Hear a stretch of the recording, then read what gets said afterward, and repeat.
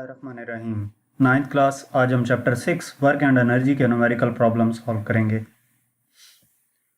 First problem है, calculate the work done in pushing a box with 150 newton through distance of 5 metre. Work done calculate करना है और किस चीज़ का कि एक बॉक्स है उसके ऊपर 150 न्यूटन की फोर्स लगाई जा रही है और उस फोर्स के नतीजे में वो 5 मीटर का डिस्टेंस कवर करता है। तो हम डाटा नोट कर लेते हैं। डाटा में क्या है कि calculate the work done, W calculate करना है। In pushing a box with 150 newton, 150 newton की फोर्स अप्लाई की जा रही है। तो F equal to 150 newton through a distance of 5 metre, D equal to 5 metre आ जाएगा। तो इसका सोल्यूशन देखते हैं। हमारे पास जो वर्क डन का फार्मूला है उसके मुताबिक W इक्वल होता है FD के। तो हमारे पास फोर्स भी गिवन है, डिस्प्लेसमेंट भी गिवन है, दोनों वैल्यूज इसमें पुट करेंगे। इसको सिंप्लीफाई करते हैं तो वर्क डन इक्वल आ जाता है 750 न्यूटन के, 750 जाउल के। वर्क डन का यूनिट जाउल होता है। तो सेकंड हमारे पास प्रॉब्लम है, a little boy is pulling his toy trolley by applying force of 20 newton at angle of 60 degree with ground. एक बॉय है और वो अपनी टॉय ट्रॉली को पुल कर रहा है। फोर्स कितनी अप्लाई कर रहा है? 20 न्यूटन की, और एंगल कितना है हॉरिजेंटल के साथ, ग्राउंड के साथ 60 डिग्री। ट्रॉली मूव करती है 5 मीटर का डिस्टेंस। तो उसने कितना वर्क डन किया बॉय ने? यानी कि इसमें हमें एंगल गिवन है, फार्मूला वर्क डन का ही लगेगा। तो लिटिल बॉय पुल कर रहा है ट्रॉली को, फोर्स कितनी अप्लाई कर रहा है? 20 न्यूटन की। F इक्वल आ जाएगा 20 न्यूटन के at an angle of 60 degree, theta equal to 60 degree. Trolley moves through 5 metre, distance D equal to 5 metre. What is the work done? W calculate करना है। तो इसका सोल्यूशन देखते हैं। हमारे पास वर्क डन का फार्मूला है W equal to FD cos theta. तो इसमें हम वैल्यूज पुट कर देते हैं। W इक्वल टू F की वैल्यू है 20, डिस्टेंस 5 गिवन है, cos थीटा की वैल्यू 60 है।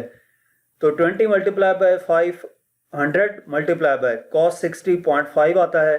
तो ये वर्क डन हमारे पास आ जाता है 50 जाउल के इक्वल। नेक्स्ट प्रॉब्लम नंबर 3 है, in which case more work is done. किस केस में ज्यादा वर्क होता है? ए पार्ट है कि ब्लॉक ऑफ 100 न्यूटन लिफ्ट किया गया है स्ट्रेट अप डायरेक्शन में, जैसे कि ये दिखाया गया है 4 मीटर की हाइट तक। और बी केस है कि 50 न्यूटन की फोर्स लगाई गई है उस ब्लॉक पे सेम हाइट तक ले जाने में इंक्लाइंड प्लेन के थ्रू 5 मीटर तक, यानी कि इस ब्लॉक को यहां से यहां तक मूव करवाया गया है। तो उसके लिए हमारे पास कितना वर्क डन होगा? तो ये ए और बी के लिए हमने वर्क डन कैलकुलेट करना है। तो पहले ए पार्ट कैलकुलेट करते हैं। ए पार्ट के लिए हमारे पास जो डाटा है उसमें ब्लॉक पे जो फोर्स अप्लाई की गई है, ब्लॉक का वेट है ना 100 न्यूटन, तो उसको ऊपर की तरफ उठाया जाएगा। तो यानी कि इतनी ही फोर्स हमें ऊपर की तरफ लगानी पड़ेगी। W equal to F equal to 100 newton. यहाँ पर वेट फोर्स के इक्वल है। Straight up to height of 4 metre, H हमें गिवन है 4 मीटर, यानी कि हाइट या डिस्टेंस। जाहिर सी बात है वर्क डन जिस डायरेक्शन में फोर्स लगाई जा रही है उसी डायरेक्शन में डिस्प्लेसमेंट कवर होना चाहिए। तो फोर्स भी अपवर्ड है और डायरेक्शन भी अपवर्ड है। तो इस केस में हम जब वर्क डन कैलकुलेट करेंगे तो W इक्वल टू FD का फार्मूला अप्लाई करके इसमें वैल्यूज पुट कर देते हैं। वर्क डन फोर्स हमें गिवन है 100 और डिस्टेंस गिवन है 4 का, तो ये W इक्वल आ जाता है 400 जाउल के। बी पार्ट में हमारे पास फोर्स 50 न्यूटन की है, ठीक है, और कितनी हाइट तक मूव करवाया गया है, लेंथ कितनी थी इसकी? 5 मीटर थी। मैंने आपको बताया है कि वर्क डन हम कैलकुलेट करते हैं स्ट्रेट लाइन में, ठीक है। इसके ऊपर फोर्स अपर डायरेक्शन में मूव की जा रही थी। या तो एंगल गिवन होता तो हम F equal to W equal to FD cos theta apply कर सकते थे। यहाँ पे एंगल नहीं है, तो ब्लॉक यहाँ से लेकर यहाँ तक स्ट्रेट लाइन में कितनी फोर्स अप्लाई करने से कितना डिस्टेंस इसने मूव किया, वो उसकी मदद से हम वर्क डन कैलकुलेट कर लेंगे। तो F equal to 50 newton, distance हमारे पास 5 मीटर का है, यानी कि 50 न्यूटन का फोर्स लगाने से उसने 5 मीटर का डिस्टेंस कवर किया। तो W equal to F D का फार्मूला हम अप्लाई करके इसमें वैल्यूज पुट करते हैं। फोर्स 50 गिवन है और डिस्टेंस 5 मीटर का गिवन है, तो W इक्वल आ जाता है 250 जॉल के। नेक्स्ट हमारे पास प्रॉब्लम नंबर 4 है।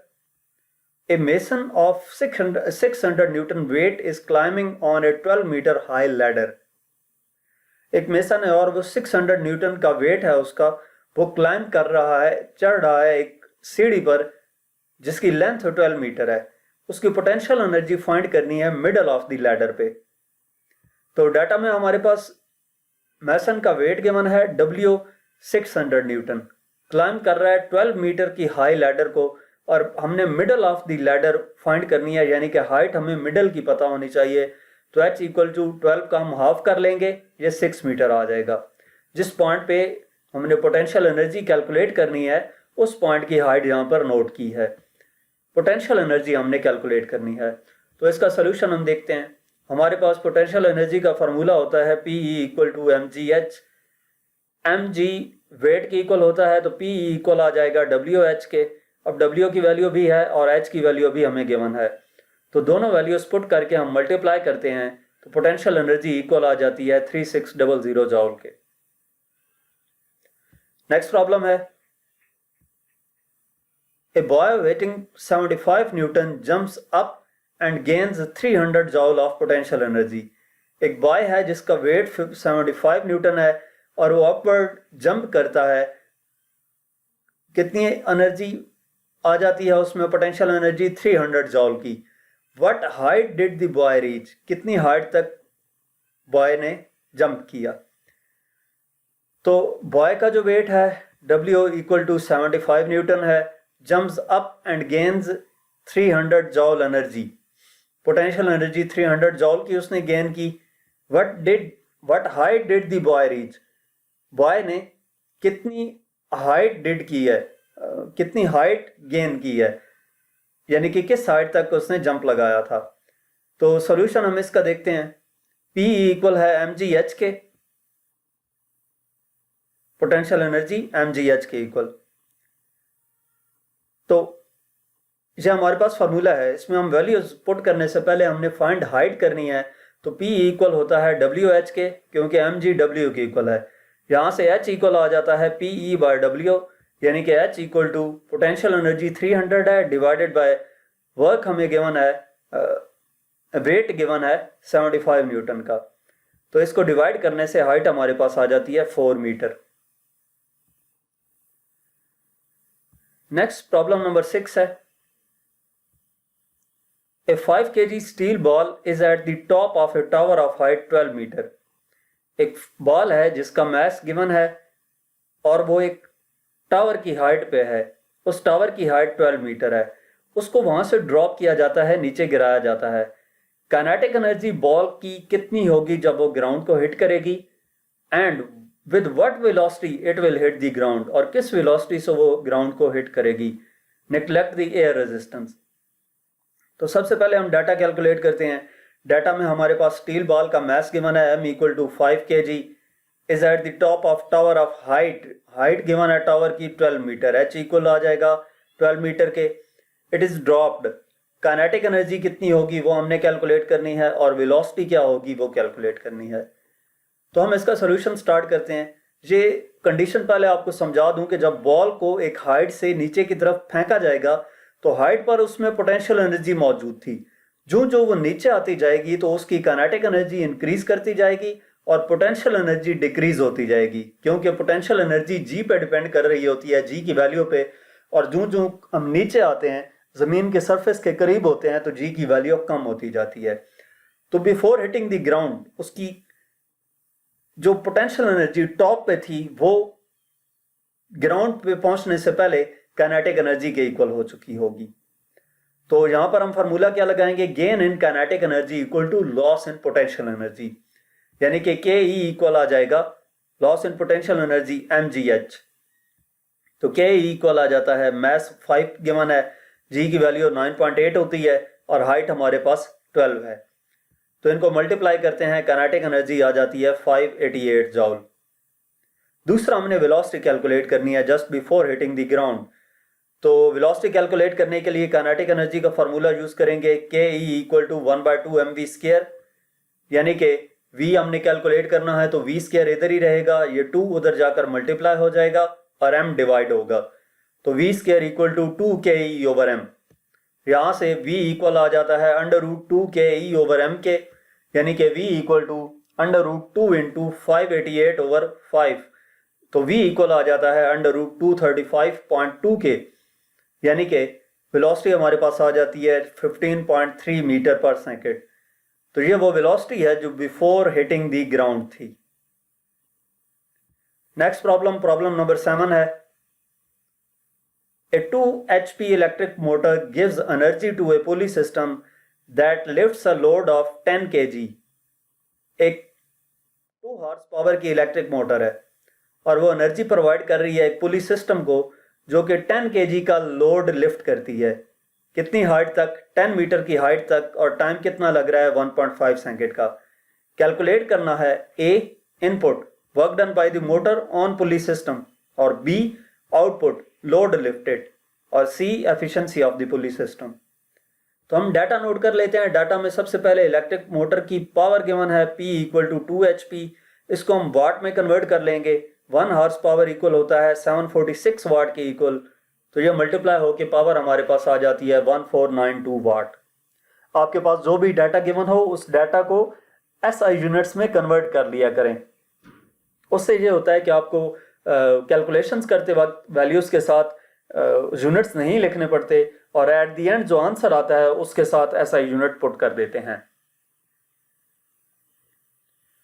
तो lifts a load of 10 kg, 10 kg का लोड लिफ्ट करती है, यानी कि m हमें गिवन है 10 kg का, हाइट गिवन है 10 मीटर की, और जितना टाइम लग रहा है वो 1.5 सेकेंड है।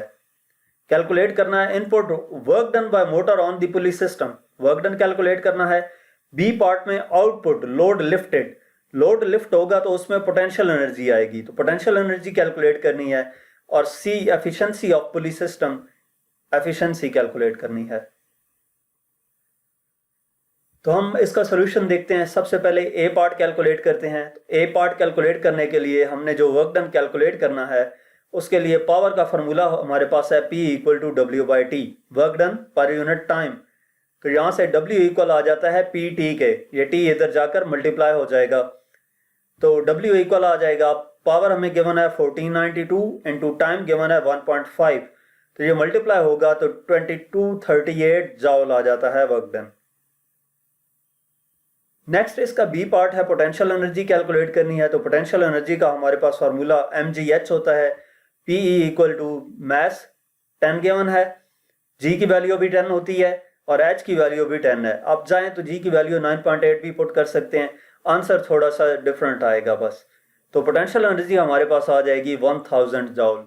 बुक में आंसर पोटेंशियल एनर्जी का 1000 जॉल है, इस वजह से G की वैल्यू 10 पुट की है, अदरवाइज G की वैल्यू आप एक्यूरेट वैल्यू 9.8 पुट किया करें। नेक्स्ट सी ऑप्शन है हमारे पास। सी में हमने एफिशिएंसी कैलकुलेट करनी है, तो एफिशिएंसी इक्वल होती है आउटपुट ओवर इनपुट इनटू 100%। तो आउटपुट कौन सी थी? ये जो बी पार्ट में हमने कैलकुलेट की थी, आउटपुट लोड लिफ्टेड, और इनपुट क्या है हमारे पास? इनपुट जो ए पार्ट में कैलकुलेट की थी work done by the motor. तो एफिशिएंसी इक्वल आ जाती है 1000 ओवर 2238 इंटू 100%। ये 1000 पोटेंशियल एनर्जी जो आउटपुट थी, और वर्क डन जो था 2238 जॉल, ये इनपुट था। तो एफिशिएंसी इक्वल आ जाती है 44.6%, यानी कि 45% इसका आंसर आ जाएगा। नेक्स्ट हमारे पास प्रॉब्लम नंबर 8 है इस चैप्टर का last problem. A man weighing 60 kg climbs upstairs with 20 kg weight on his head। एक मैन है और उसका वेट हमें गिवन है, मैस गिवन है 60 kg का, वो क्लाइंब कर रहा है अपस्टेयर्स पे, और उसने मैस कितना उठाया हुआ है? 20 kg का अपने हेड पे। The staircase has 20 steps. Staircase जो है उसके 20 स्टेप्स हैं, और हर स्टेप की हाइट 15 सेंटीमीटर है। If he takes 10 second to climb, अगर वो 10 सेकेंड लगाता है ऊपर चढ़ने में, तो find his power in watts and in horsepower. तो उसकी पावर कैलकुलेट करनी है, वाट्स में भी और हॉर्स पावर में भी। तो हम डाटा इसका नोट कर लेते हैं। हमारे पास वेट जो गिवन है वो वेटिंग 60 kg, अगर न्यूटन में होता तो हम वेट लिखते हैं, यहाँ पर kg है तो ये मैस है, मैन का मैस उसको हमने m1 लिख दिया 60 kg, और जो वेट उसने उठाया हुआ है उसका मैस 20 kg है, उसको हमने m2 लिख दिया। तो ये टोटल मैस उसको हम कैपिटल M से लिख देते हैं, ये m1 प्लस m2 इक्वल आ जाएगा 60 प्लस 20 यानी कि 80 kg। The staircase has 20 steps and number of steps 20 steps हैं, each being 15 सेंटीमीटर हाई। ये जो हर स्टेप की हाइट है इसको h प्राइम से लिख देते हैं, तो h प्राइम की वैल्यू आ जाती है 15 सेंटीमीटर, इसको मीटर में कन्वर्ट किया तो 0.15 मीटर आ जाता है। तो अगर हम ये होल हाइट कैलकुलेट करना चाहें तो नंबर ऑफ स्टेप्स को ईच स्टेप की हाइट से मल्टीप्लाई कर देंगे, यानी कि h इक्वल आ जाएगा NH प्राइम के, तो 20 number of steps multiply by height जो है 0.515 है, तो ये आ जाता है 3 मीटर। फाइंड क्या करना है हमने, टाइम कितना ले रहा है ये 10 सेकेंड्स क्लाइंब होने में, t इक्वल टू 10 सेकेंड्स, और पावर हमने कैलकुलेट करनी है p। तो इसका डाटा हम देखते हैं, डाटा नोट कर लिया सारा। अब सोल्यूशन देखते हैं कि सोल्यूशन में हमारे पास सबसे पहले पावर फाइंड करने के लिए फार्मूला क्या होता है। P इक्वल होता है work done per unit time के, P इक्वल टू W/T। तो P इक्वल आ जाएगा वर्क डन पोटेंशियल एनर्जी की इक्वल होगा, क्योंकि हाइट इन्वॉल्व है, तो mgh/T। यहाँ पर कैपिटल M इस वजह से लिखा है कि मैस हमने कैपिटल M से डिनोट किया है। P इक्वल आ जाता है मैस 80, G की वैल्यू 9.8, ये टोटल मैस है, G की वैल्यू 9.8 होती है, हाइट 3 मीटर है जो हमने टोटल हाइट कैलकुलेट की थी, डिवाइडेड बाय टाइम कितना लिया था 10 सेकेंड, तो ये पावर आ जाती है हमारे पास 235.2 वाट के। अब वाट में कैलकुलेट कर ली, नेक्स्ट स्टेप में इसको हॉर्स पावर में कैलकुलेट करना था, तो 1 watt equal to 1 HP 1 horsepower 746 watt के इक्वल होता है, तो 1 वाट इक्वल होगा 1/746 HP के, यानी कि इस वैल्यू को 746 से हम डिवाइड करेंगे तो आंसर हमारे पास हॉर्स पावर में आ जाएगा। तो ये हॉर्स पावर में पावर हमारे पास आ जाती है 0.32 हॉर्स पावर। यहाँ तक हमारे पास इस चैप्टर के न्यूमेरिकल प्रॉब्लम्स थे। मजीद किसी भी चैप्टर की एक्सरसाइज सोल्यूशन देखने के लिए आप हमारी वेबसाइट विजिट कर सकते हैं। इसके अलावा आप हमें इंस्टाग्राम, फेसबुक और यूट्यूब पर फॉलो करें। Thank you.